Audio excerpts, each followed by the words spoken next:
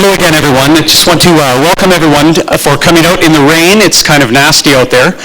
Traffic has been a bit of a nightmare, so thank you everybody for coming. I want to welcome you to the Civic Camp Citizens Forum for Ward 6. Again, thanks everybody again for coming. I know everybody's busy and this is a great turnout, so it's amazing to see the engagement, so I'm sure this will be a great night. For those of you who are not, my name is Shane Bysick. I've been asked to volunteer to moderate this forum tonight. It's my first one, so bear with me. I'm sure I'll make some mistakes, but hopefully everything will run pretty smooth. For those of you who are not familiar with Civic Camp, Civic Camp is a nonpartisan public advocacy group enabling citizens to engage in creating a city that works for all of us. Any Calgarian is welcome to become a Civic Camper by visiting CivicCamp.org and learning more about the organization, what values Civic Campers have set out for themselves, and join them in any group that may interest you. One of those groups is the Election Initiatives Group. This group has decided one of the best ways that they could raise awareness in civic issues during the election was to ensure that a forum is held in each ward across the city. Something that occurred in 2010, and Civic Camp was the first group in Calgary to do so. So just a quick housekeeping things to just have some thanks to share. Civic Camp volunteers have donated their time to make tonight's event a reality. They could not have done it without a few sponsors who have generously donated their time and services as well. First, I'd like to thank our host tonight, the Glendale and Glendale Mills Community Association. This is a great facility. I've never been in here. So thank you very much for hosting. I would also like to thank Calgary Sound Rentals and the Calgary Roadrunners for providing equipment for tonight's forum at a significantly reduced rate.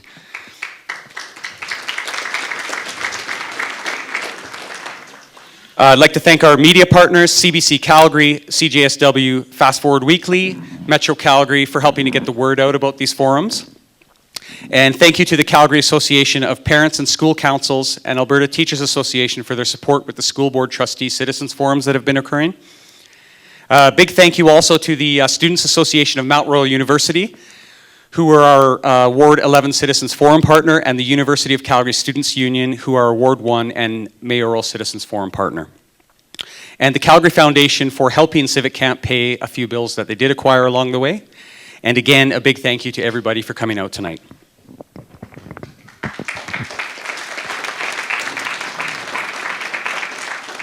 So just a few format and ground rules for people who haven't watched any online yet or been to one before.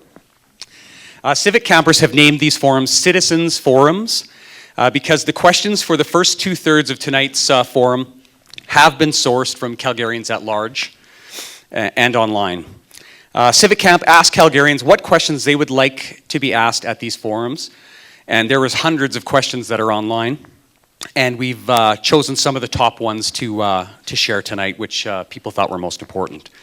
The top voting questions will be asked tonight. So here's how the forum will work. Each candidate will be asked a certain number of questions, and they'll have, depending on the round, either 2 minutes or 1 minute to respond. In the interest of time, we will just ask that the candidates follow and respect the clock, and I'm sure the crowd will hold them to task. So. Shouldn't be an issue. We will also, I forgot to thank our camera person tonight who stepped in at the last minute. These are live streamed on the internet and they can be viewed later as well. And that gentleman is Gordon McDowell sitting up front. Thank you, Gord. I almost forgot you. Thanks for doing this last minute.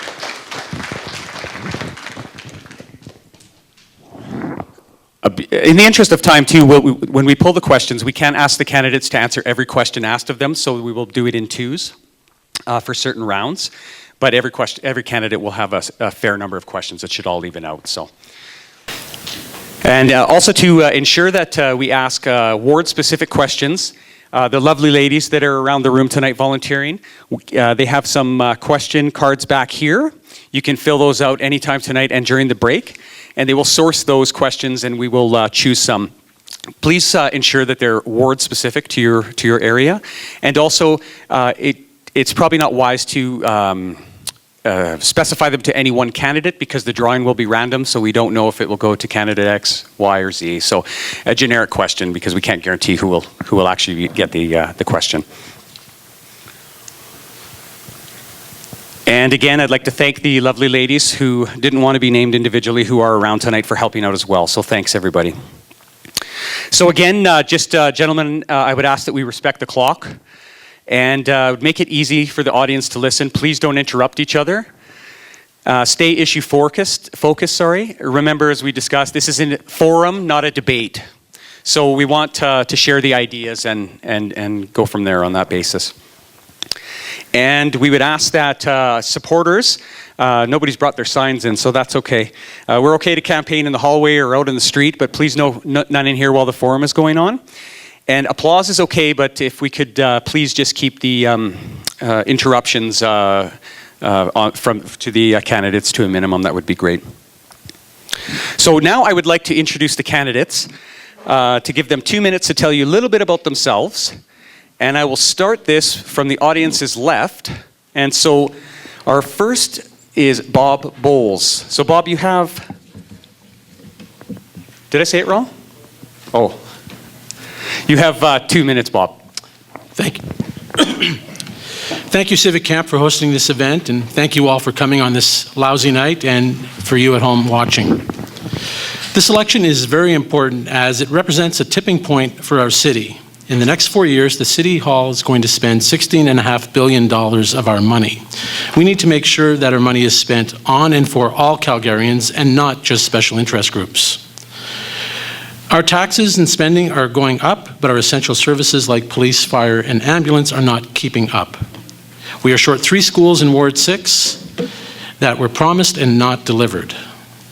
The past 2 city councils have almost doubled our long-term debt to $3.7 billion. The past 2 city councils have increased spending to nearly $4 billion a year. And the past 2 councils have seen cost overruns on large capital projects go over by $1.2 billion.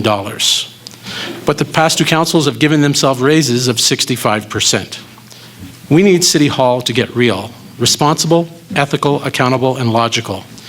We need to get our spending under control, pay down our debt, and not increase any taxes. That is responsible. We need to return the $52 million from this year and next year to the rightful owners, the Calgary taxpayers. That is ethical.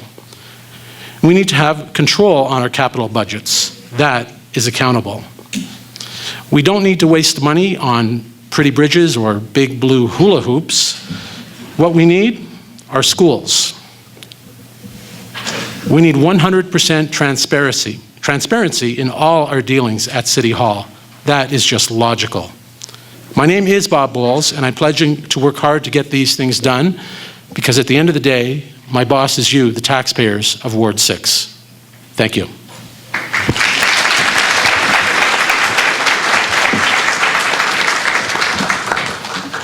Next up is Mr. Joe Connelly. Joe, you have 2 minutes for a quick introduction. Thank you, Shane, and thank you, ladies and gentlemen, for being here this evening on kind of a week night for weather. The Tri-Glen area is very special to me. This is an area that I raised my family in.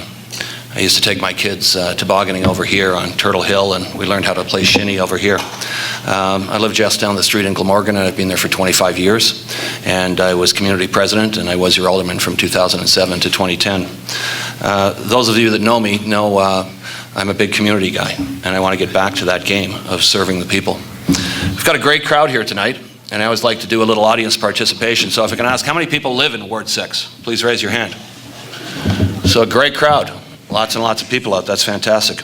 Of those that raised your hand, how many think there's no waste at City Hall?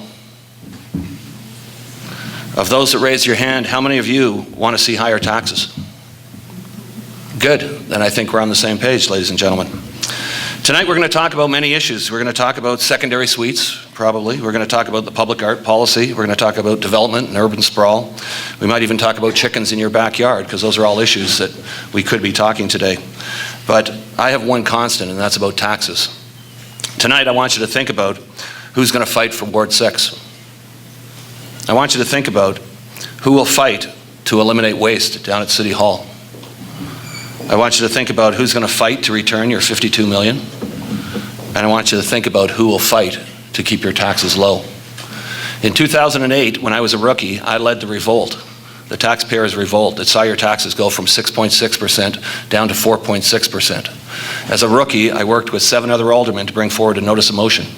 And even when it was 4.6%, I refused to vote for it because I figured we could go even lower and we could cut even more waste. Many of you know who I am. Many of you are new to me. But check my record and have a look at what I've done in the community and what I've done to eliminate waste. Thank you very much.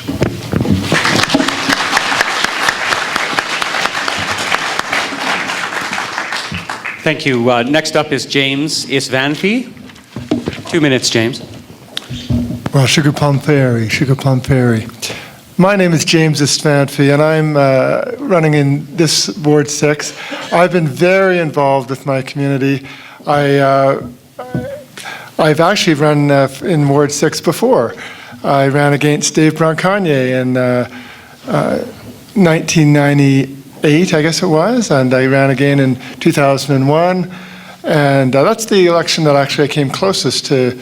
I came second out of 8 in that election. Anybody can look it up on the City of Calgary website, past elections.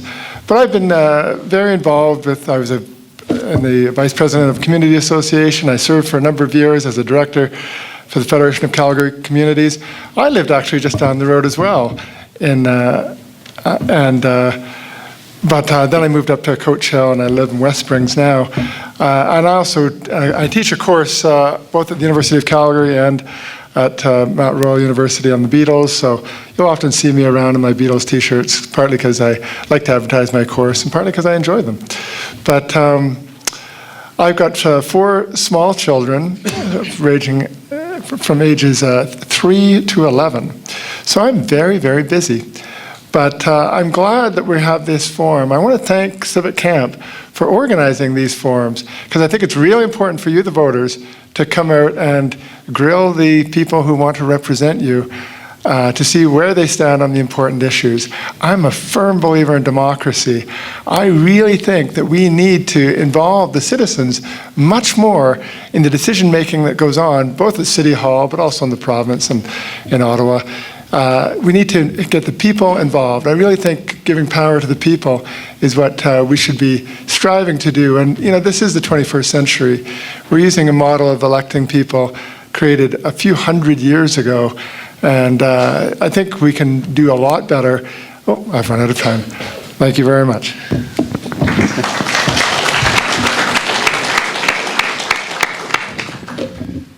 Gentlemen, I would just ask maybe if you move the microphones a little closer and speak louder. Can everyone hear in the back okay? It's okay? Okay, great. Next up is Richard Pootmans. Richard, you have 2 minutes, sir. Thank you, and thank you as well, Civic Camp, for this evening and the live streaming out. I think watching it live streaming is better than being here, having to go through the rain. I've lived in this area, in the Southwest, with family and friends for the past 32 years and really seen firsthand the growth of Ward 6. I've had the privilege as your alderman of working daily with you to solve problems in Ward 6. I'd like to thank Ward 6 very much for the support, and also, in particular, for your amazing patience through the West LRT project and the construction. This project was brought in on time and on budget, the largest capital project in Calgary history. We worked very hard with community associations and you to make sure that all the disruptions were minimized through that process. Now we're in a period of implementation and working with feeder bus service, trying to get the right size bus at the right route at the right time, working very hard to make sure that we get more frequency when we need it and less frequency when we don't need it. Trying to expand peak hours so we can have a little bit more flexibility when we come and go from work using the LRT, which, by the way, four times a week is my regular routine. Improving nighttime safety is critical. In fact, one of our residents came forward with an app that could be used on a PDA so that if you see something on an LRT train that worries you, you can discreetly punch it in and get security to come and not become conspicuous by going to a stop button or a bar to call for help. We're working very hard at a level to make people feel safer. Highway 8 is another project we've worked on. Highway 8, we hoped, was one of the problem streets, areas that we had, and we knew that some people were shortcutting through Discovery Ridge and Sierra Morena, in part because Highway 8 was a bottleneck. We improved it by adding lighting, which I felt was way overdue with the fatalities we were having, and an added lane, and opened up the intersections at 69th Street and Sarcee Trail. It now flows well, Shortcutting is reduced significantly through Discovery Ridge, not to the same extent we had hoped for. Thank you.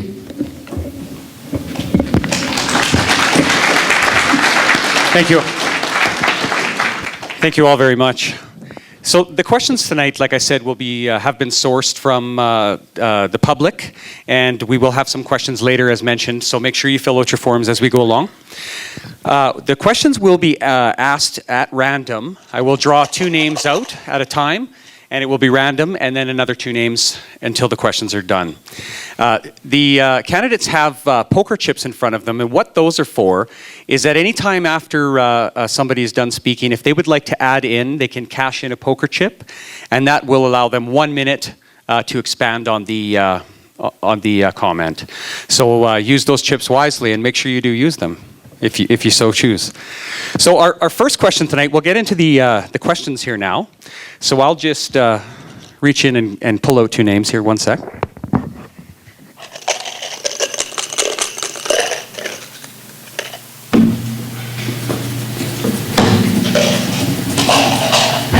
So the first is James, followed by Joe Connelly. So James, the question to both of you is, do you support the legalization of secondary suites in all existing neighborhoods, subject only to reasonable safety concerns? Why or why not? James, you have 2 minutes. 2 minutes, great. It's almost as much time as my introduction. Yeah, I do support secondary suites. I think that private property rights indicate that we should allow people to use their properties as they see fit, with allowances for safety and neighborhood concerns. I think, as I say, why don't we let the people in each neighborhood have a vote? Shocking as that may be, why don't we give the people an actual say in what they want to have happen in their neighborhood, rather than me imposing what I think. I certainly believe that people should be allowed to have secondary suites. But I would like to put it to the people in each neighborhood to make that decision for themselves, rather than me imposing my views upon them. I believe that we do have a housing problem, and there is a strong demand in some areas in particular, not so much in Ward 6, for secondary suites. And as you know, the city council isn't just whoever you choose to elect here in Ward 6 doesn't just represent the people in Ward 6. We kind of sit as the Board of Governors for the city as a whole. So we should be concerned with the entire population of the city of Calgary, although we do represent Ward 6 if we're on city council. Anyhow, so my quick answer to the question is I think that secondary suites should be allowed, but I believe that democracy requires us to allow each neighborhood to have a say in that. Thank you very much. Thank you, James. Thank you. And Mr. Connelly, 2 minutes for you. Same question. Thank you, Shane. I believe that this is a safety issue first before we start talking about additional accommodations. There's many suites out there that are illegal. And you remember a couple of years ago, we lost a couple of young students because they got trapped in a fire in a basement suite. So that's the first issue. I don't think that if we did a citywide legalization of suites, that it's going to be handled in an orderly fashion. It would be chaos. And you're going to get suites where you don't need them, and where you do need the suites, you're not going to get them. I live in Glamorgan, as I said, and I've got suites all around me. I've got one across the street, one on either side of me, and I'm pretty sure there's one behind me as well. And the issue is about safety for me. And that's why when I was on council, I put forward a notice of motion that talked about having legalization of suites within 200 meters of Mount Royal, the University of Calgary, and SAIT. In that fashion, we can start by making those suites safe to begin with, because that's where all the suites are, let's be honest. And that's where a lot of the illegal ones are. So that's what my position was. Unfortunately, it wasn't supported by my peers on council, but I think that's the answer. I think secondary suites is a great idea in certain areas, but not in all areas. There's some places where they don't fit. They pit neighbor against neighbor. Many of you already have challenges with parking and congestion in your neighborhoods, and I understand that you don't want them. I also brought this issue to my Association of Community Executives, sort of the presidents that you see that represent your community, and had a long discussion with them about them. At the end of the day, I don't work for the bureaucrats, I don't work for the mayor, I don't work for the Manning Center, I don't work for the developers, I work for you folks. So you folks will decide on what you want to see in your own community. I believe that communities should have a much greater voice in what they want to see, whether that's secondary suites or recycling or what kind of transportation you want to see, what kind of bus schedule you want to see. So that's what you'll get when you look to vote for Joe Connelly. There's a lot more community collaboration and the type of community that'll be safe. And I'm out of time. My apologies. Thank you. Before we move ahead, would anybody like to use a chip? Mr. Pootmans, you have 1 minute, please. Yes, I too think suites are a very important issue for our city. It defines our morals and our values. To that end, we approved 150,000 permitted use suites across houses around the city, everywhere except R1 zoning. Only 200 suites a year have come to the market as a result of that. It kind of proved to us that blanket rezoning does not create new secondary suites, sad as that might be. Another solution has been to add secondary suites to all new homes being built in developed areas, and that's led to more market availability for suites. The other piece to suites is that we've sent teams of experts, building inspectors, with the $25,000 grant money available into areas where there are suites, informing landlords about hazards and how they can avoid them. I too agree that it's a community consultation piece. I suggested 400-meter radius and bring it to each community, 400-meter radius around secondary schools, post-secondary schools, I should say, and LRT stations, and let community by community determine whether or not they wanted them. And that would depend on the parking situation, ownership of the building, and a host of other factors, but I think it should be a 400-meter radius. Thank you. Thank you. So now the next question will be asked of the other two chips that I have hiding in my cup here. So I will draw Mr. Bowles, followed by... Do I keep saying the name wrong? No? Oh, good. I just keep hearing something. Sorry. Followed by Richard Pootmans. So the question now will be, how will you ensure that all Calgarians have access to the recreational and sports facilities that they need for their ongoing health and well-being? Thank you. There's a great example up in Aspen Woods where a young lady decided that her community needed a playground, and she was told there was no money for it. She went out and raised the money herself. She got some matching grants, and she built that playground, and my hat's off to that lady. I've got a plan to work with NMAX and a great local Calgary company called Alter Energy to produce clean electricity from our municipal solid waste. We'd ask people to pay a small premium for that electricity, and we would earmark every penny of that to go to amateur sports and recreational facilities throughout our whole city. Thank you. Thank you. And same question to Mr. Pootmans. Yes, I also support community endeavors and have participated in several, no more than several, playground creation and construction with community groups, and it's incredible the energy and the vitality that those groups bring to their playgrounds and the benefits they bring to their communities. The other issue, of course, is the full-sized recreational centre. Ward 6, we're blessed with one. There are areas in the city that don't have them. The last round of 4 were actually approved in tax room of $41 million 2 years ago. That was a decision made by council to support recreational facilities. It's a controversial decision. It's part of the tax increase we saw. Very difficult when we're endowed with an LRT station and a brand new library, brand new rec centres. These are the amenities that we've come to expect as a city, and we'd like to deliver. It's one of the reasons we're one of the top 5 cities in the world, is we have facilities to support the health and welfare of our citizens. Thank you. Thank you. Thank you. Before we move along, would anybody like to add a chip? Or Joe Connelly, you have 1 minute, sir. I'm sure if there's my microphone. Thank you. I'm somewhat challenged by this plan, ladies and gentlemen. The city doesn't have any money to build rec centers. They really don't.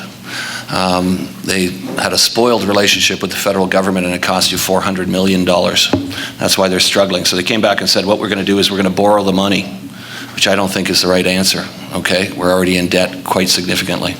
I take a different approach to that. They took over the soccer center, for example. Anybody got their kids who play soccer? The City of Calgary had a hard time keeping the cafeteria open in the municipal building, and now they want to take on the soccer center. And the soccer center did very well on its own when it was run by volunteers, much like this building and many of the other community associations we have here. So I propose that we look at 3 Ps. I propose that we look at getting involved with private enterprise to run the hockey arenas and to run the soccer fields and things like that. It's been done in other cities and it's done very well. There's actually a study that came forward when I was on council, but it quickly got shelved because they didn't have the desire to pursue that. Thank you, ladies and gentlemen. Thank you. Moving on to some more questions. The next round, I will, once again, it's easy for me, choose 2 names here. We will start with James, followed by... I said it was easy, I lied. Mr. Pootmans. So the question is, with a vacancy rate approaching 0%, what long-term action will you take to ensure young professionals and all students have a place to live in Calgary? 2 minutes. Well, I mean, the issue of housing, I think, is important for everybody, not just young professionals or students. But of course, we need some affordable housing. People out of school who have often graduate with large debt loads, don't have the amount of money it would take to buy homes in this area for sure, in Ward 6 generally. So it's very important that the city have an appropriate plan to look into affordable housing for those people who are in that situation. New residents or young professionals aren't any different, though, than the ordinary working poor, I would suggest. So I think that the city should have a robust plan to try and make sure that there's somewhere for people starting out to live.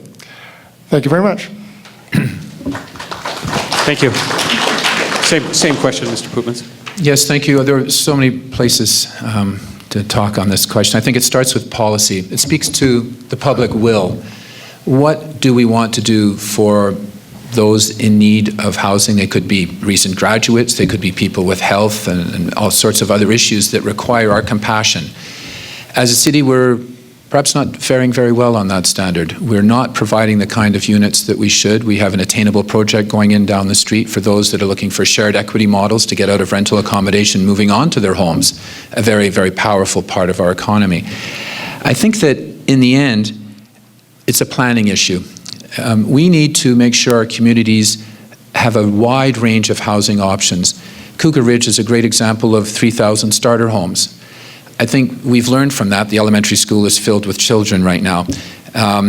What we need to do is make sure that each community has multi-unit availability, small apartments, small rental opportunities, nicer units beyond that, condos, starter homes, move-up homes, estate homes, seniors housing. I think that we have to approach our communities much more in a complete way, looking at all the demographics, all the people that should live there, so that we have grandchildren playing with grandparents in the streets. We don't need to have just everybody at the same level, all at the same time in the same community. And I think when we do that and we add affordability to the mix, then we're building, I think, a much stronger community, a community where those in need can perhaps benefit from being around those that can provide and help each other out. So that's the kind of community building exercise I would bring to the table for affordability.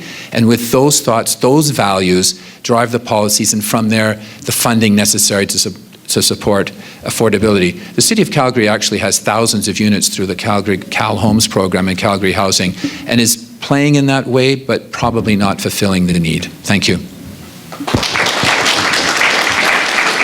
Thank you. Thank you. And the next question will go... Oh, sorry. I apologize. Before we move ahead, does anybody want to use that chip? Nope. Oh, that's okay. So the next question, the first person to respond will be Mr. Bowles, followed by Joe Connelly. The question is, do you believe that urban sprawl is a problem for the city? If you believe it is a problem, what will you do to address it? Mr. Bowles, 2 minutes, please. Urban sprawl in the city is getting a bad rap by making Calgarians take sides. Most of us have lived on a farm or a suburb or in the city, and a lot of us have lived in 2 of 3. It's all about choice and affordable prices. Right now in Calgary, we can find homes from $190,000 inner city to $320,000 new. We can find houses to be fixed up for $200,000. It's all about balance, and it's all about keeping prices affordable. Stopping development in any part of the city will have a severe impact on our economy. In the short term, prices will rise, making Calgary even less affordable. In the long term, prices will come crashing down, and we've seen that movie before. Right now, builders have indicated that in exchange for a solid long-term plan for development, they will absorb that $4,800. Home builders have to build what the market wants, otherwise they'll go out of business. I'm in favor of responsible building. I've met with the CEOs of UD and Calgary Home Builders Association, and you know, they don't have horns and tails. They want what we all want, a long-term plan that is logical and one that works. No one should be told where they should live. Canada is still a free country. Thank you.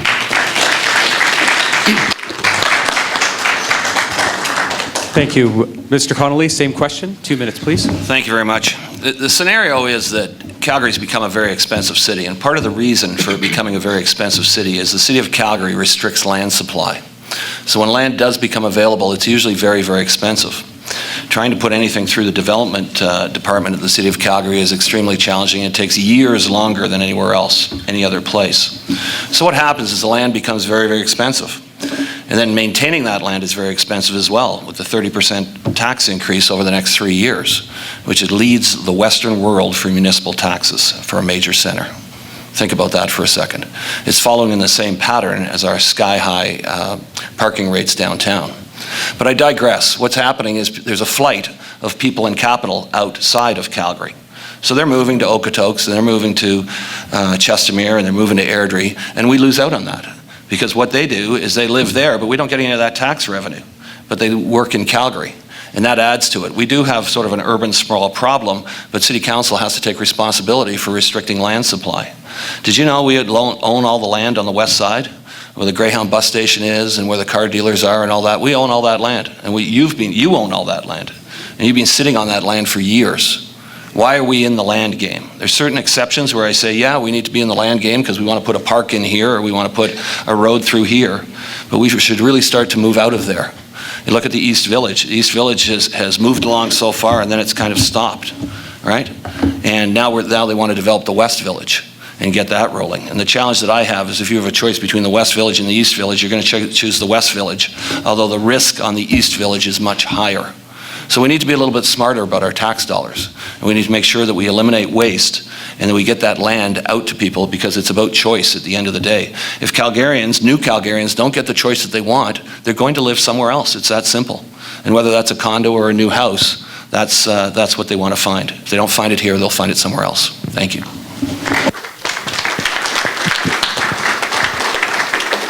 Thank you.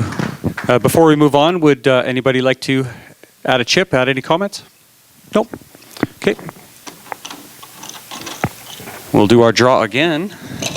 Don't put it in the water.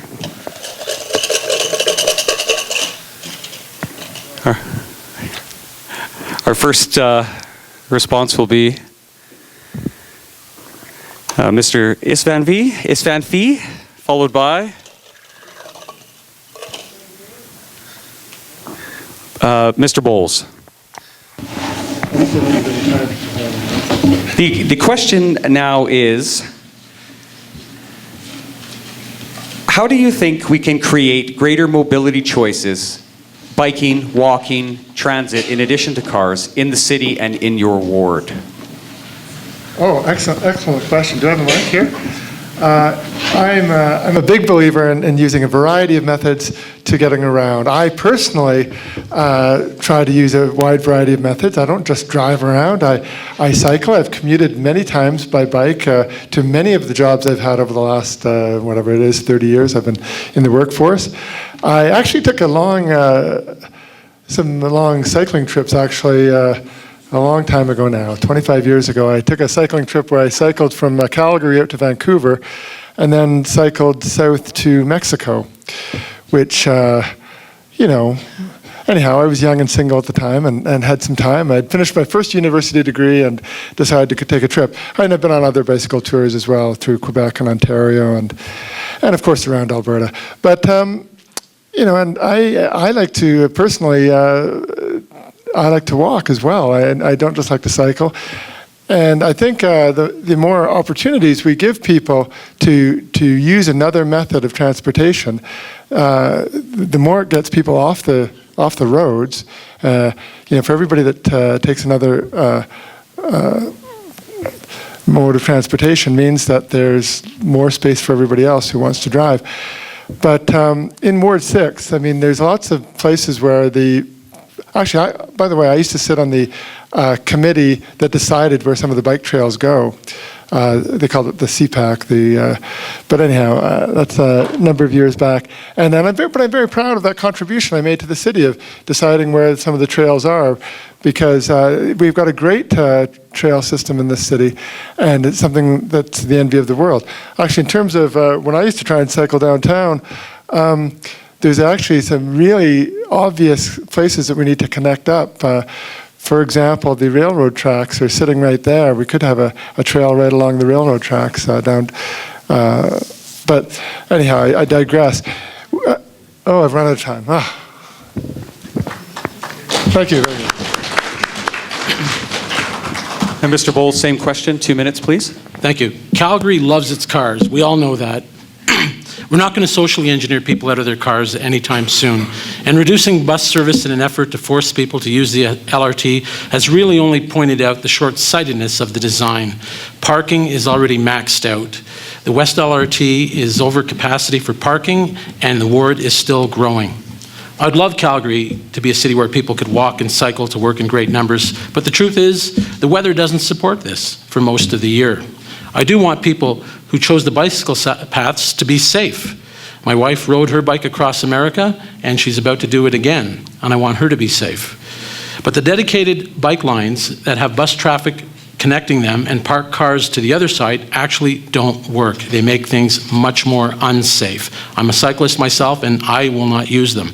The bike paths are the way to go, and the plan to increase bike paths is one that I would support. We really need to rethink this dedicated bike lanes. Drivers aren't happy with them, and all the cyclists I know are unhappy as well. Thank you.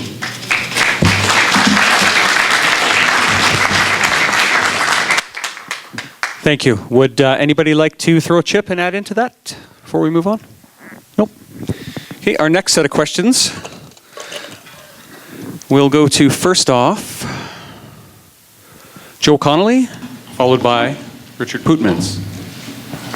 Question is, what would you do to support the Calgary Poverty Reduction Initiative, and how would your efforts improve that initiative? Mr. Connelly, 2 minutes, please. Well, it's a great question. For those of you that don't know, there was a 10-year plan to end homelessness, and this is sort of the evolution of that. I'm a big believer in bringing in attainable housing. Because I believe attainable housing is where we have some major gaps in Calgary. We have lots of services for affordable housing. Most of them are located in the downtown. But what about attainable housing? And at the end of 17th Avenue is the Summit of Montreux, which is an attainable housing project, which I brought to the table and championed for that end of the community. And it was interesting because there was some community opposition to it when we first put it in, but what we found after 6 months, the people that were living there, it's really interesting, the people that were living there were young nurses, police officers, firemen, people like this, because Calgary, as I said before, is a very expensive city.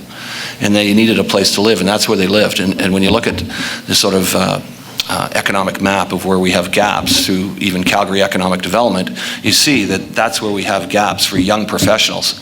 I remember I was golfing up in Jasper one time, and there was a young welder there, and he had picked Edmonton over Calgary. And I said, and welding is one of those occupations where you need lots of them, especially in Calgary and area.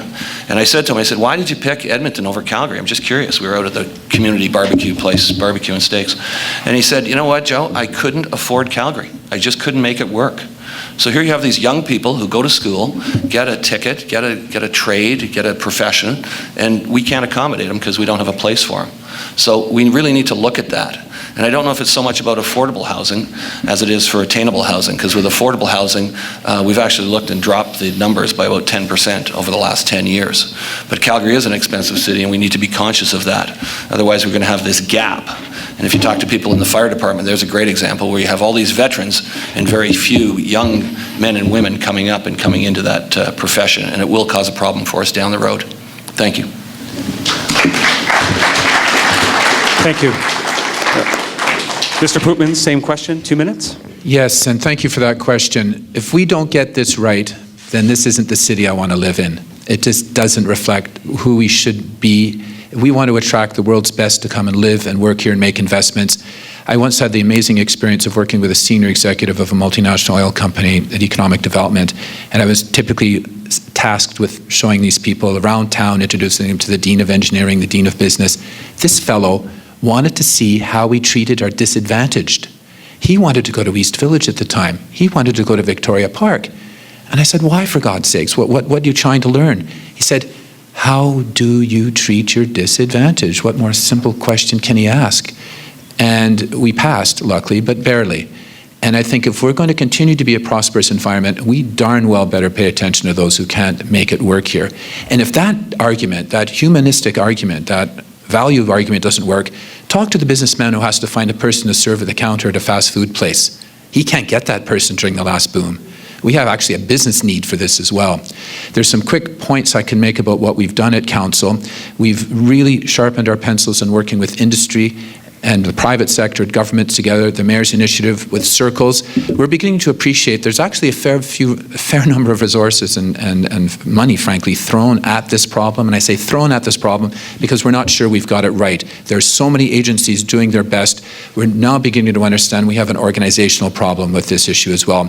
The city and city council has taken a leadership role in providing examples of how, with the right groups working together, we can move ahead on poverty reduction in a significant and important way. And I think that this is the way we are going to continue to grow successfully and live in a city that we can all be very, very proud of. Thank you.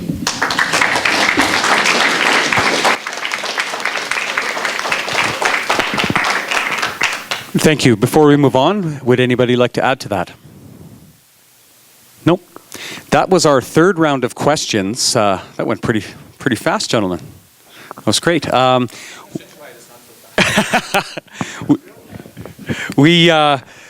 I think now what we'll do is we'll take a 15-minute intermission. And again, I would remind everybody, please, if you have any ward-specific questions, if you would fill those cards out and put them in there. And again, try not to reference a specific candidate because they may not answer it. So just as a tip. So we'll meet back in 15 minutes, and that will take us just at 8 o'clock. So thank you very much.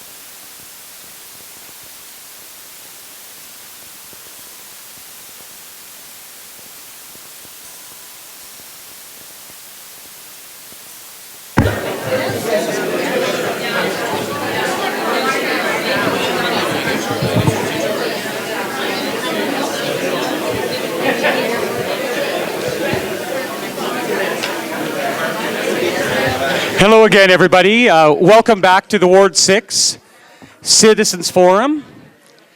We're going to get started here now. I just want to know 2 minutes, 1 minute stuff? Yes, 2 minutes, 1 minute.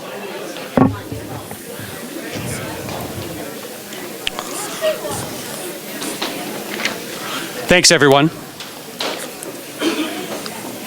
Before we get to the questions that everybody had submitted, we'll have one more round of questions as submitted by citizens at large across the city, and then one quick lightning round that will follow. So once again, we'll get started here. I'll do the random draw. Same rules will apply. It'll be 2 minutes. First will be Mr. Bowles, followed by Mr. Pootmans. Question: do you support a City of Calgary living wage policy? Mr. Bowles, you have 2 minutes, please. Thank you. A living wage is important to all of us, but the fact of the matter is the minimum wage de facto in Calgary is at least $15 per hour for full-time work, probably about $9 to $10 an hour for students working part-time. If you want to pay less than that, you are just not going to find anyone who's going to show up at your doorstep to work in your shop, your office, your gas station, your car wash. It's just not going to happen. The fact of the matter is we also need to be cognizant of keeping post-secondary education affordable for everybody. So we need to fill our trade schools, we need to fill Mount Royal University, University of Calgary, and all the other small colleges around town so that people will be prepared so they don't have to worry about making minimum wage or what's called a living wage. They can earn a good income. And that's what Canada and Calgary is all about. It's one of the great hallmarks of our country. Affordable post-secondary education so we don't have to worry about a living wage. Thank you.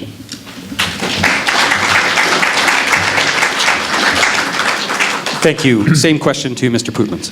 Thank you. I really struggle with this one, and I'm going to link it back to the discussion we had earlier about poverty. I think there's a role for government in dealing with poverty and helping those that are disadvantaged and in need, and much less of a role for government in dictating to the private sector how they should best assign their resources as they deliver their products and services. Those products and services are delivered in a competitive market and are the result of smart business decision making, otherwise they're not going to be in business very long.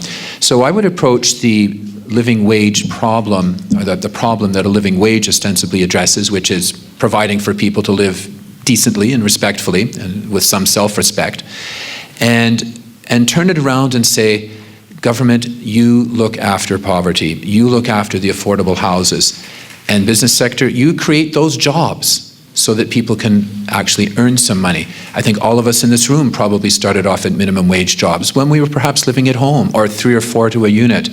And I think that's maybe a reality of our system right now, and I'd be loath to change that. And I've had discussions with Mr. Meads and others supporting this. I just don't see it working. I think we have to rely on the sorts of approaches we're making under Anti-Poverty to Repeat and other programs such as that to deal with living wage issues. Thank you. Thank you. Would anybody like to weigh in? Oh, James, 1 minute, please. 1 minute, okay. I have to respond to this issue because there's a real problem that's going on in Calgary, and I think generally in Alberta, in that we have weak laws that protect the low-wage earners. It's not just a question of people getting a $12 an hour job, but I know people in Calgary who, they'll work 30 hours, and then the employer will decide to pay them like 26 hours. So they just cheat them out of 4 hours. And, if you don't like it, go get another job, right? There's a lot of kind of shady practices that go on, especially in the low-income earners that I think aren't being properly protected by the not enforcing what we'd say is the common sense of the common people in terms of making sure we look after people.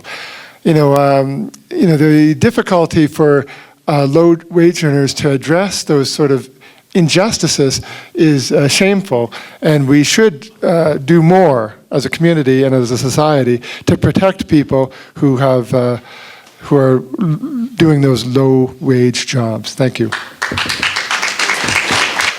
Thank you. Anyone else? Joe, 1 minute, sir. Thank you, Shane. This issue came to council when I was on council, and it's a really interesting one because you figure if there's going to be a living wage, and that's actually going to help the poor. The reality is it doesn't help the poor. The reality is it creates unemployment. And I want you to think about this. You're running a restaurant, you've got a couple of bus servers that run around and clean the tables, and now you've got to pay one of them more. And what happens in every instance, they have to let one of them go because they can't afford to have two. And you can go to, there's many university studies on this as to what happens, and that's why I don't think if you want to help the poor, the living wage is not the way to do it. If you want to help the poor, you follow the 10-year plan to end homelessness, and you provide them accommodation, because that's the need. That's where the need is at that end. And I invite you to go on the internet and look up the living wage, and only go to university studies, okay? Don't go to some of the other sort of fluffy studies that are out there. There's real hard evidence there that it creates unemployment. Thank you.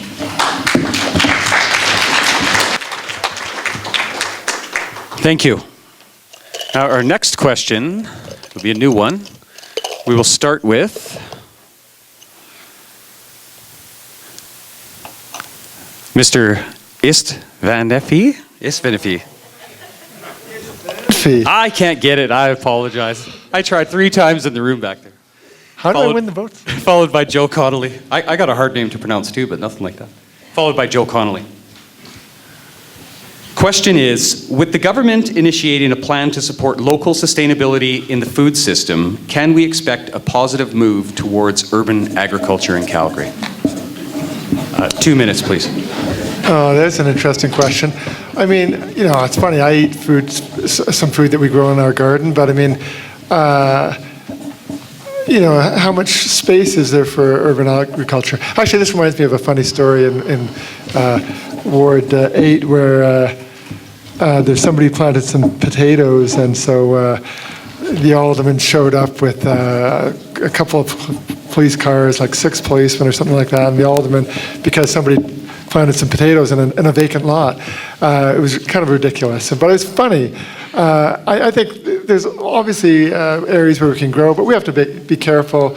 Again, I believe that the common sense of the common people should prevail.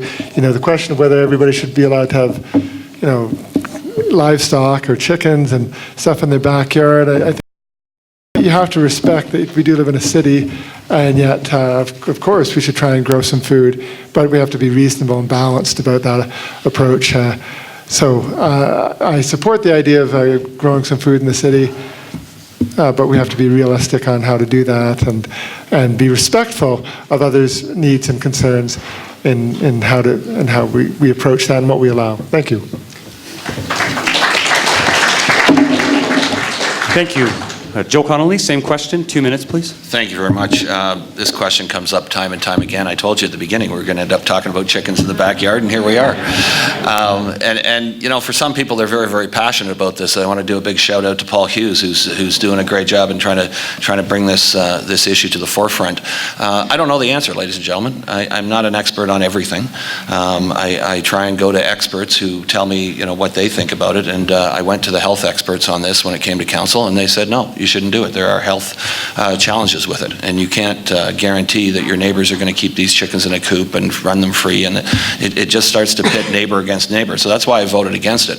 On the same front, though, Paul Hughes is up by COP, and he sent me a text tonight saying that they've done 13 different crops up there, which I think is kind of a cool thing. So, you know, it's a bit of a balance between the two of them. So I'm okay with the crops. I think that's fantastic. When we get talking about chickens in the backyard, that's a little bit more complex, and I would like to have it signed off by health experts who say, yeah, we've got no problem with that.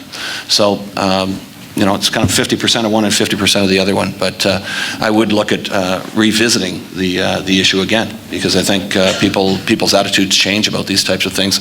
And I think a secure food supply is something that's very important. If you follow some of the things that are going on, you know, I'll talk a little bit about bees. And neonicotinoids is the pesticide that's killing bees out there. But we still keep using it on our crops. And yet it's banned in Europe, but we still use it here in North America. Those are the kind of things we need to bring to the table and say, you know what? Why aren't we banning neonicotinoids? Like, why aren't we doing that? And yet, we can't seem to get movement on it. There's the one seed policy where, certain major corporations want to make sure that you're using their seeds, and there's death seeds, so you can't use them time and time again, so farmers have to go back and use the same seeds again. So it's very complex, these sorts of issues. It's not just about, growing tomatoes in your backyard in the summer, and I think we'd start to need to debate these at council. Thank you.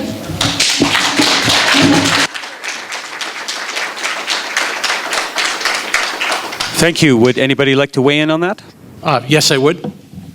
Okay, go ahead. 1 minute, please. Thank you very much. I think crops in the inner city are a great idea.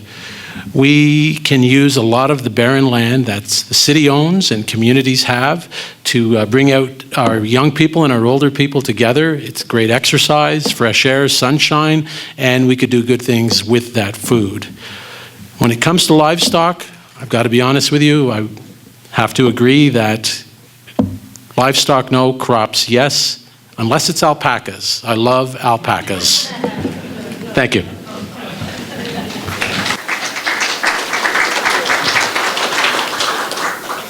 Thank you very much. So now we're going to do something a little bit different, and you can put the chips away, gentlemen. We're not going to need them for a bit here. Sometimes it's difficult for citizens when reading your brochures or looking at your websites to get specific details on some things that are really important to you as candidates. I've taken a look at some of your websites or some online answers that you've given for some of your top priorities. So what we're going to do here is just have a quick round, and you will have 45 seconds to answer the question on exactly how you would achieve that goal. So we'll each go one at a time, and the first candidate will be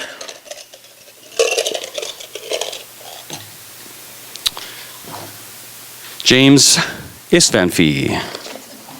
Shocking. Question for you, James. You'll have 45 seconds. And also be, with all these questions, gentlemen, please be as specific as possible. Don't get into the background details. Just get right into the meat. James, online I saw that one of your top priorities will be to move power lines underground. Oh. How will you do this? Oh, thank you for asking the question.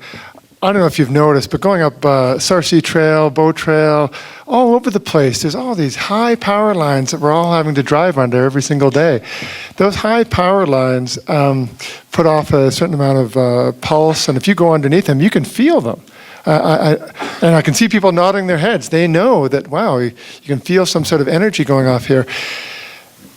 It's, in the long run, more efficient. It's safer to have them underground. You can have less interruption of services because of weather failures and various things in the long run. Of course, you free up a bunch of land to do other things like roads and parkways and pathways and other things. I mean, they're an eyesore. Oh, I've run out of time, but we need to put those things underground. They're terrible. Thank you. Next question is to Joe Connelly. Joe, one of your top priorities will be to reduce the tax burden on both businesses and citizens. How will you achieve this? 45 seconds, please. Thank you, Shane. That's very simple. It's about reducing waste. And I'll give you some examples. $30 million are spent every year by the City of Calgary on YouTube, Twitter, and Facebook. $8.6 million for the art on the west leg of the LRT. It's my contention that the architecture is the art, if you've seen it, with the big copper roof coming out of the ground. You can look at the public art policy that we just spoke of with the big hula hoop. You can look at the Peace Bridge, an issue that I uncovered and I brought forward and I tried to kill. We actually killed it in committee, but it snuck in the back door, and we were one vote away from killing that bridge, which didn't cost $25 million. It's more like $50 million. And then there's the issue of the management and the overtime. You either get a bonus or you get overtime. You don't get both. Thank you. Thank you. The next question is for Richard Pootmans. Richard, one of your priorities would be, that you'd like to accomplish, would be to implement employer-sponsored off-peak hour commuting for employees on transit and automobiles. How would you implement that? 45 seconds, please. Thank you. Yes, this is something we've been working on for a year now at Council, and we're ready to roll it out, hopefully early next year. The key to this is our productivity as a workforce. We're spending far too much time in our cars commuting, on transit commuting. We have capacity on our roads, we have our capacity on our transit, but at the shoulder of the peak, especially later on in the morning. How we sell this to employers, how we sell this to employees and those that want to commute otherwise at regular times, is by looking at the productivity. Somebody asked me today with this large corporation, why on earth would they buy into this? Won't it upset that corporation's productivity? Certain processes, certain departments, maybe, others maybe not.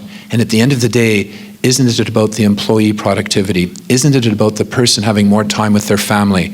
Isn't this about this person having more time to do their work at work as opposed to sitting in a car? Thank you. Thank you, Richard. Thank you. And finally, Mr. Bowles, one of your priorities that you'd like to accomplish would be to freeze all taxes for the next 4 years. How would you accomplish this? 45 seconds, please. Thank you. Right now, we send over $4 billion a year to City Hall to spend, and we're not getting the basic services like schools, ambulance, fire, and police. We're wasting money all over the place. We need to look at everything we do with a jaundiced eye. We need to go, do we need this? Do we want this? Or should we have it? We need to look after the needs first. We have $3.7 billion in long-term debt that we're paying 4% interest on. We've got about $3 billion in short-term securities and cash lying around that we're getting 2% interest on. If you were running your household or your business that way, you would definitely do it differently. The past two councils need to be held accountable.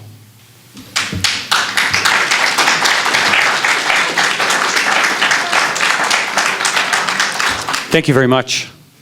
We're now going to move into the audience question portion of the night. So we had a lot of questions. It was hard to go through them. A lot of them were similar in their nature, so it's great. It's great to see everybody so passionate. So I wish we could answer them all. I also wish we could. I've had a lot of people ask if we could have questions from the floor, but the way that the format's designed for all the wards, it's the same, and just have to keep it fair that way. So thanks again, everybody, for putting those questions in.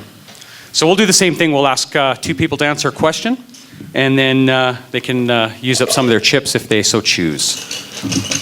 So we will start with Richard Pootmans first, followed by James Istvanffy. Istvanffy. Question is, Mr. Pootmans, can you describe your outlook on dealing with the expansion towards the west of Ward 6 and the Currie expansion on schools, roads, and infrastructure? Sorry, could you repeat the top? I didn't hear the word. Sure. Can you describe your outlook on dealing with the expansion towards the west of Ward 6 and the Currie expansion on schools, roads, and infrastructure? The Currie expansion? To the west of Ward 6 and the Currie expansion. One more time? Yeah, the Currie Barracks. Currie Barracks. That just says Currie expansion. I assume Currie Barracks. Currie Barracks. That's what I didn't understand. Okay. I'm not sure. Currie expansion. It's outside of, okay. Fair enough. Yes, I think we have a tremendous opportunity in Ward 6 to get it right in our new communities. The secret, again, is in planning. Our communities that we are building now are not necessarily complete communities. We have to travel somewhere to shop. We have to travel somewhere to get services. The new communities we're looking at in West Springs and in Springbank Hill, just south of Aspen Landing, are going to be one of our last opportunities to build a place where you don't need to get in your car to do absolutely everything. And that's the holy grail of urban development right now.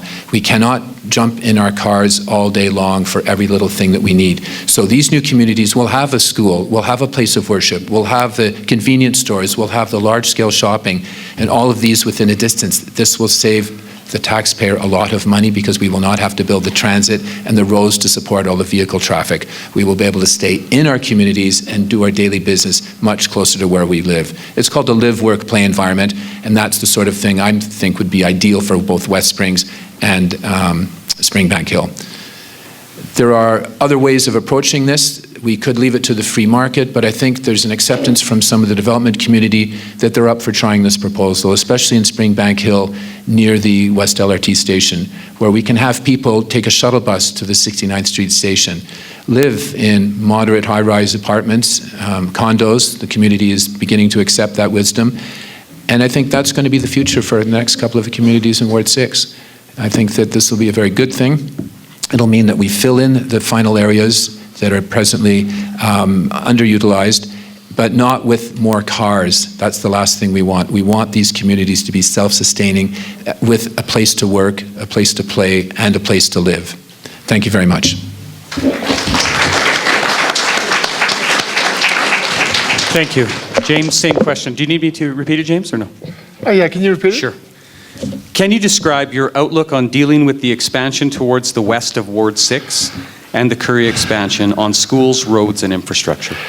Yeah, I have to comment just a little bit about out in Springbank there, because for many years there's been people resisting the expansion of the city to the west.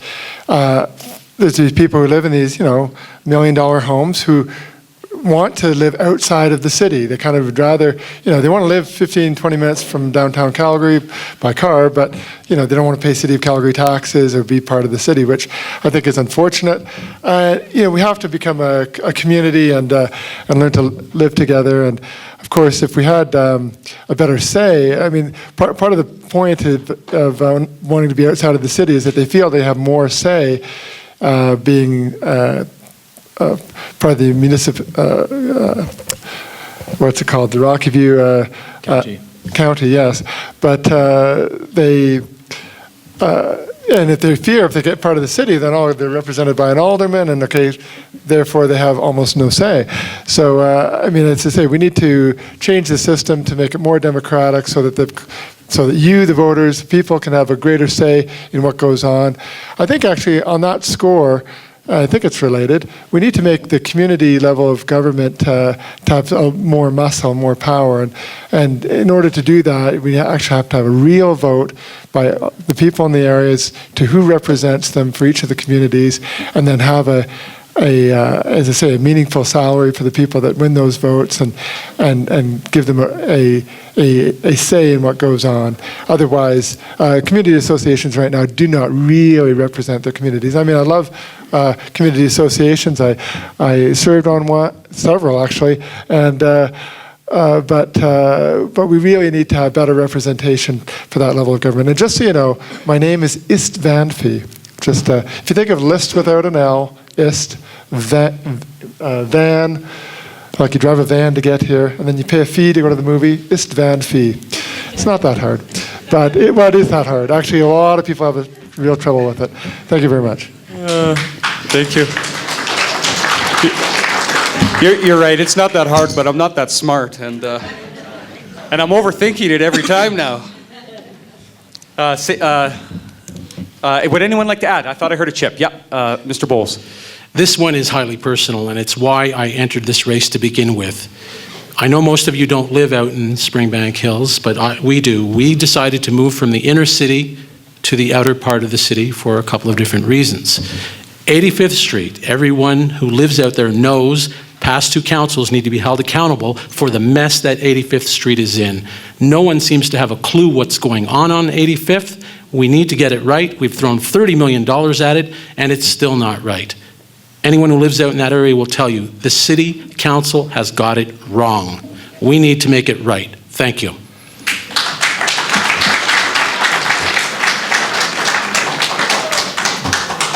Thank you. Okay, our next question, we will start with Joe Connelly, followed by Bob Bowles. Same question to both of you. What are your plans to deal with the ever-increasing traffic on 45th Street? It is becoming a major shortcut from 17th Avenue to Richmond Road. Joe, you have 2 minutes, please. Well, it's actually a problem all the way up, right from Glenmore Trail. Part part of the problem is tied into what's happening on Highway 8. And while there was about $2 million spent on Highway 8, it's not our highway. It's the provincial jurisdiction. So there's your tax dollars going out the window again. I hate to keep harping on taxes, ladies and gentlemen, but that's part of the issue. 45th Street will be solved. I was talking to a lady at the break about that when the ring road goes in, because I think the plan is to actually cut it off there. So it's a short-term problem. But where we are right now is, of course, the traffic backs up all the way back, well past 37th Street, sometimes past Crowchild on the way back. There's a simple yet elegant solution that you can put in at those traffic circles, which would be an additional lane. So there's 2 lanes that come off, and 1 lane turns automatically and goes up over the ramp and down into Lakeview, and then the other one goes into the traffic circle. It wouldn't cost very much money either, but it would solve a lot of headaches on Glenmore Trail, and that would also eliminate the cut-throughs on 45th Street. The other problem on 45th Street is the kids coming out of the college at Mount Royal. We need an advanced green at, I believe it's 46th Avenue, because the college has grown so rapidly, all the kids leave at once, and so they can't get around that left-hand turn to get down to Glenmore Trail.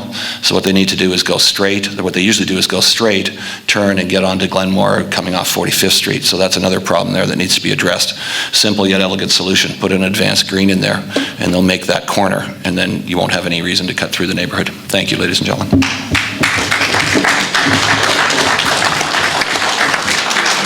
Thank you.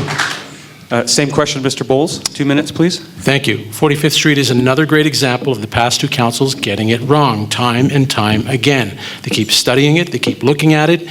No one wants to seem to take any action. There are simple solutions to simple problems. Sometimes it's a traffic light, sometimes it's an advanced green, sometimes it's a speed bump. But we need to do these things. We can't keep talking about it year after year. We need to take action. I, for one, promise to you tonight, if I become your counselor and you call me with a problem, I will make sure that it does get addressed. I will return your call within 2 working days with an answer to your concerns. Thank you very much. Thank you. Oh, I heard a chip. Yep. Go ahead. Yeah, 1 minute.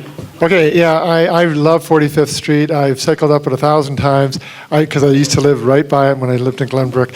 But I don't agree with having speed bumps on 45th Street. It's just a big pain in the butt for everybody. I think we have to actually say, as we say, if we put those power lines on Sarcee underground, we could have 3 lanes there, and that way people wouldn't get such backed up traffic on Sarcee. That's why they're on 45th Street, is because they can't use, because Sarcee Trail gets backed up. Again, those big power lines, if I could just bring up that issue, there's a health concern with going under those all the time and living under them. And there's no reason a city of 1 million people should have all these massive power lines all over the place, very close to where people live. And I guess they're in the way, they take up space. It's more failures of power because they're up there. It's just a mistake. And some of the experts say that you can put those things underground for... Time, James. No, Thank you.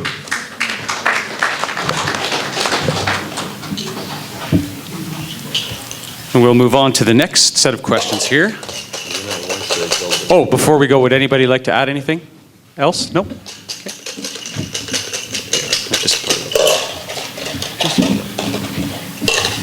First will be Bob Bowles, followed by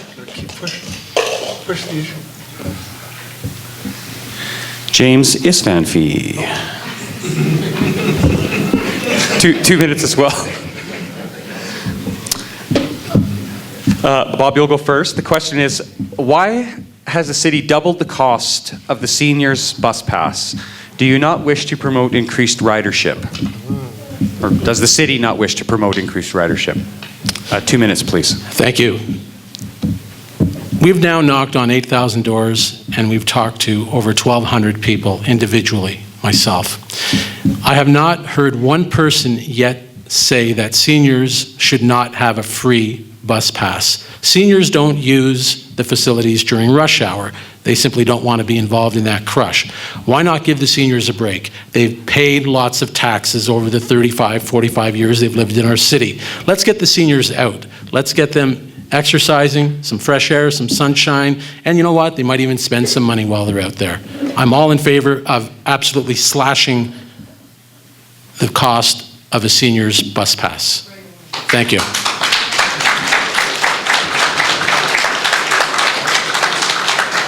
Thank you. James, same question. Yeah, can you read the question again? Because No problem. it said more than just seniors bus passes. The question is, why has the city doubled the cost of a senior's bus pass? And does the city not wish to promote increased ridership? 2 minutes, please. Well, I would like to increase the opportunity for people to take ridership. I think it should be, it's not just for seniors. We have to look at the whole package of how people get around. And of course, seniors, we want them to be able to get around and get on the bus, although relatively few of them actually do it. So, it's funny how many thousands of dollars each of you pay in your property taxes, and many of you haven't gotten on the bus for years and years. Isn't that fair to say?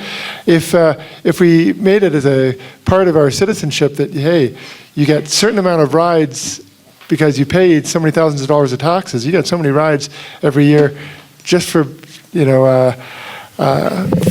a Calgarian, I think that would be sensible, rather than sort of saying, oh, can you buy a pass or buy tickets, and this whole thing of making everybody, I hope that's answering some of the question. Of course, we shouldn't penalize seniors, but I mean, we have to look at it in a package. I mean, there's people that, seniors who are millionaires, well, giving them a cheap bus pass, I mean, that just doesn't make sense.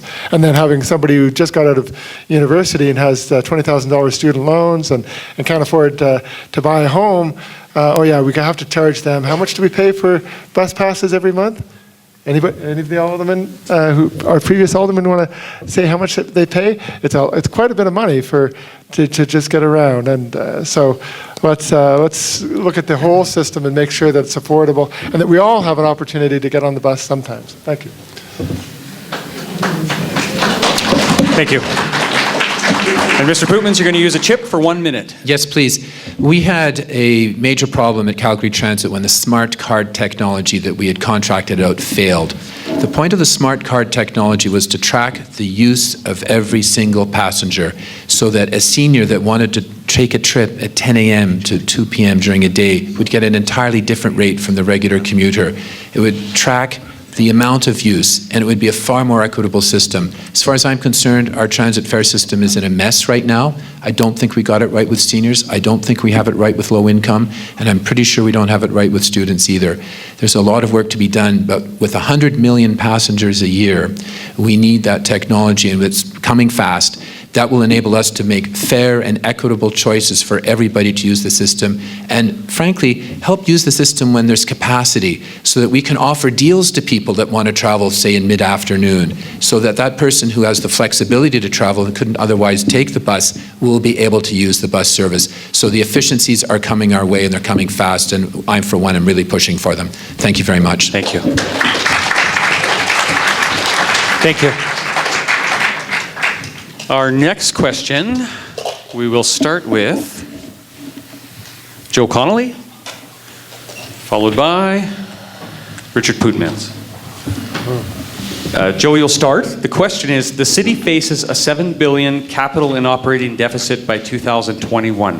What will you do to eliminate that deficit? 2 minutes, please. Well, I said earlier on, ladies and gentlemen, that we do have challenges in the financial department. This past council spent more time debating shark fin soup than they did the budget. I want you to think about that, right? That's a bit of a challenge. And it's no wonder we're in such financial glue there. We need to look at every single expenditure with a really, I'm going to say a Scottish attitude because I'm Scottish. And we need to make sure that every single dime spent is spent prudently. They spend money like crazy there. They spent tons of money on studying shark fin soup. They spent tons of money debating and surveying Calgarians about whether you want the $52 million back. I got news for you. You want the $52 million back. I know that. I've been to the door. I've talked to you, right? So, but what do? They go, well, let's do another study. Let's do another market research program. Let's have a gong show down at Devonian Gardens and bring Brett Wilson in and try and get everybody on side with our vision of taking this money from you. It's your money. It's a tax refund because the city of Calgary overpaid throughout the whole province in terms of what your contribution was to the educational side of the tax. So yeah, we're in a bit of glue, but the way to get out of it is to stop spending money. It's really simple. They don't have a revenue problem. They get lots of revenue in. 30% over 3 years is a lot of revenue coming in the door. It is a spending problem, ladies and gentlemen. And you need to send a true fiscal conservative to City Hall if you want to change that. Thank you.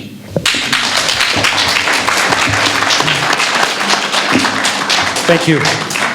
Same question, Mr. Pootmans. Yes, there is at least a $7 billion infrastructure deficit going forward. The Roads Department is looking for $10 billion over the next 10 years.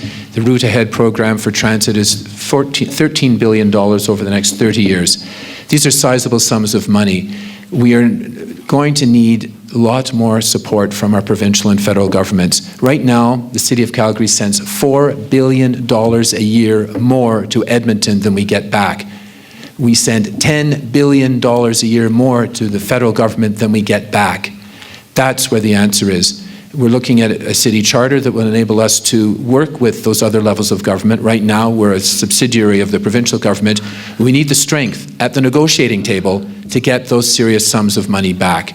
And until we have the leadership at City Hall that recognizes that, we are going to not be doing as well as we should, and Council has to be strong in negotiating with the other levels of government for the multi-billions of dollars it will take to keep up with the growth that this city is enjoying. We grew by 80,000 people over the past 3 years.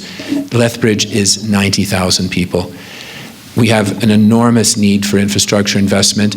Yes, we can do better. I serve on audit committee. We find millions every year in benefit programs at transit or wherever it is. We are very careful to watch the public purse. We're persistently looking for savings, but the sizable sums of money, the multi-billions of money, are going to come from the fiscal imbalance challenges that we have with other levels of government, and that's just the reality of how our country is financed, and we are continually lobbying our brethren at the provincial and federal levels of government for our fair share of that money back so we can, in fact, stand on our own 2 feet and invest in our own public infrastructure. Thank you.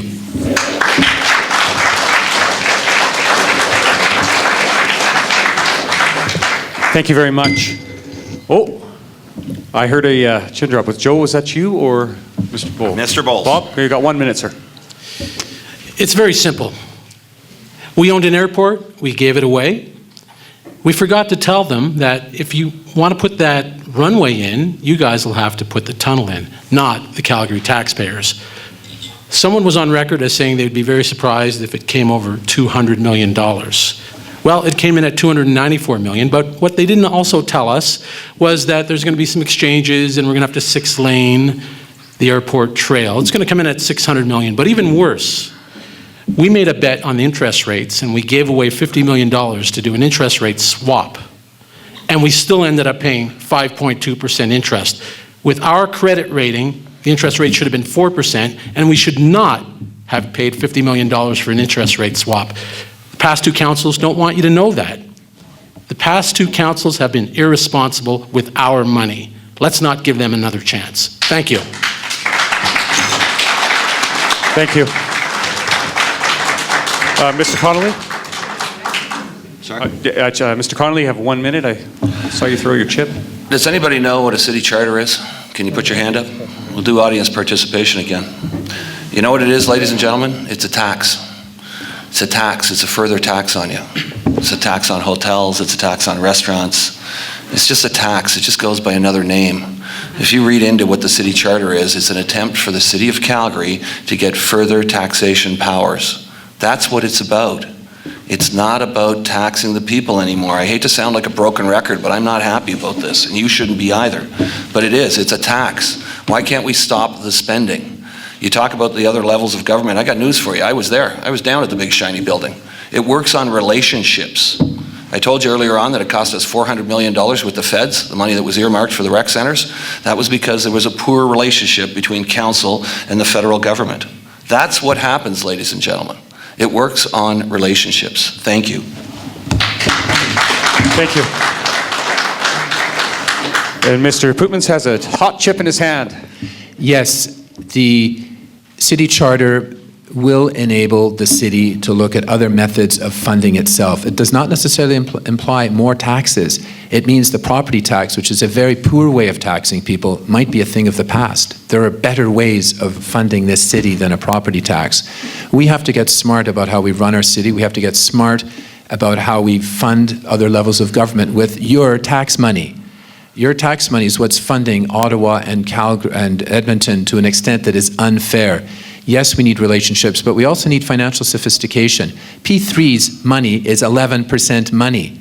We can't make decisions like that. We have to be much smarter about how we manage our money, and we don't borrow on a credit rating. We borrow against provincial government, Alberta Credit Finance Group, that does not care about our credit rating. There's a lot more sophistication to this financing than a lot of people might understand. I think that the purpose of Calgary is to provide for its citizens and to be advocates for its citizens in the face of other levels of government. And it does depend on relationships. Thank you. Thank you.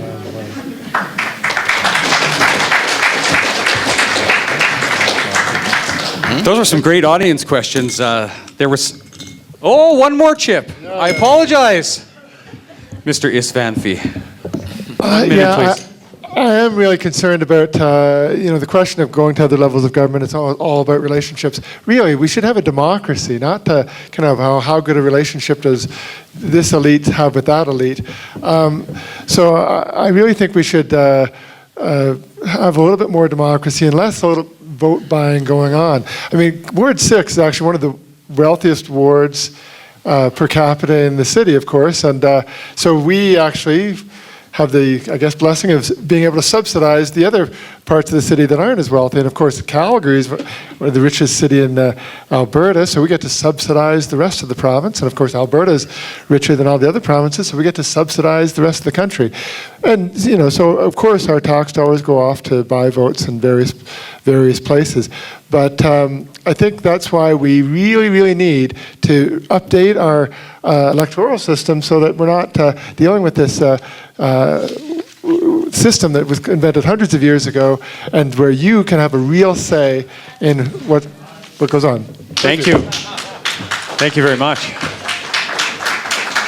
As I was saying, those were some great questions from the audience. We had probably over 3 dozen even there. It was hard to choose. We were doing them by random, or the ones that came in. So that was great. I would urge everybody, that ends our questions for tonight. But what I would do is urge everybody, if you do have specific questions, perhaps the best way to get an answer is to ask the candidates directly tonight if they're available afterwards as well. Sure. So thanks for all those questions. Those were great. I'll make myself available to anyone who wants to chat later. So this... like I said, that ends our questions for tonight. Right now, I'd like to provide each candidate 1 minute to close out the evening. We will do this in the opposite order that we did the introductions. So we will go right to left this time. And we will start with Richard Pootmans. You have 1 minute, sir. Yes, I'd like to come back to the thinking about the way we design our communities.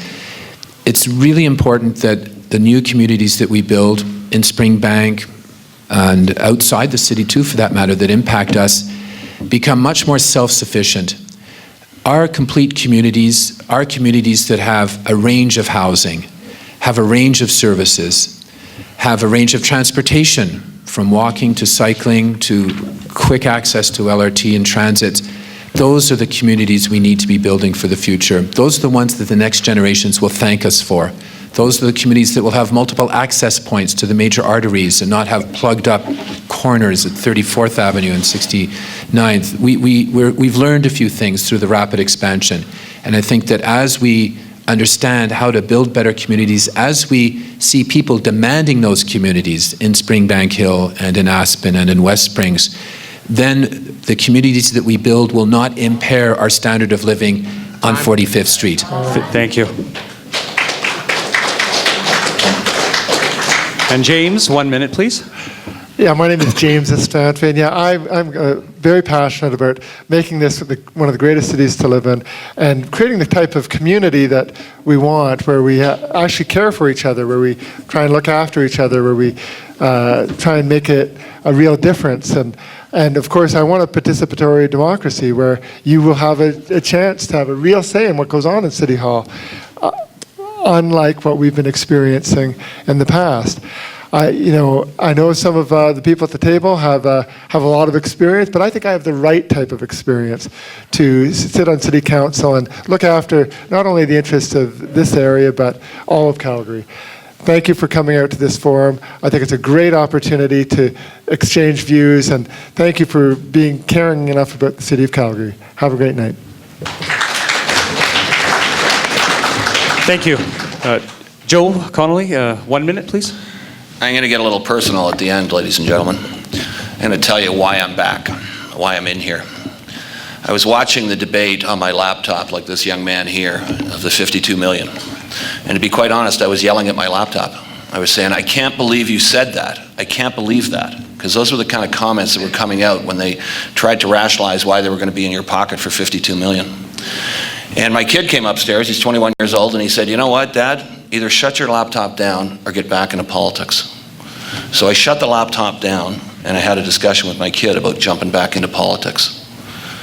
And he said, yeah, you got to do it. So I'm going to go back to City Hall and fight for you. Because you got to ask yourself tonight, who's going to fight for you?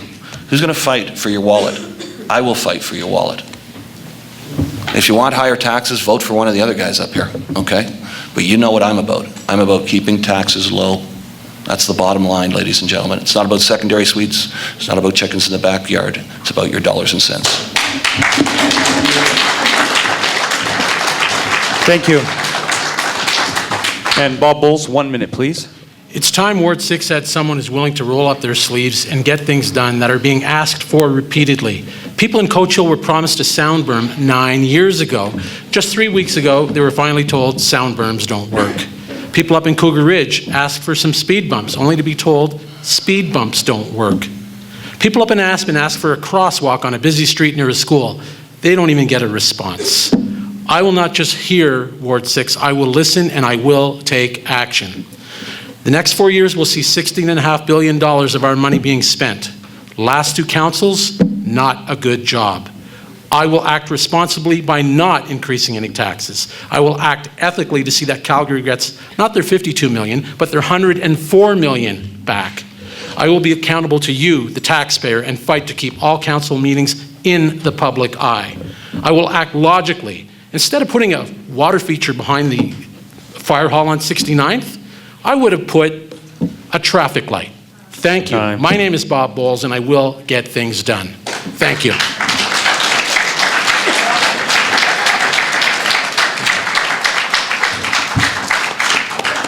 Well, I would just like to say a huge thank you to all the candidates again tonight for coming, and good luck on Election Day. A big thank you to Civic Camp and the citizens who provided the questions tonight, and the audience members. I'd like to thank everybody for attending, and just like to thank our sponsors quickly again. CBC Calgary, CJSW, Fast Forward Weekly, Fresh FM, Metro Calgary, Calgary School Rentals, Calgary Roadrunners, Calgary Association of Parents and School Councils, the Alberta Teachers Association, the Student Association of Mount Royal University, the University of Calgary Students' Union, the Calgary Foundation, and our host tonight, the Glendale community, for hosting us here. Thank you very much. And remember, these forums are going on until the election day, so look online. You can check them out at civiccamp.org, and you can and watch them online. Thanks again, everybody, for coming.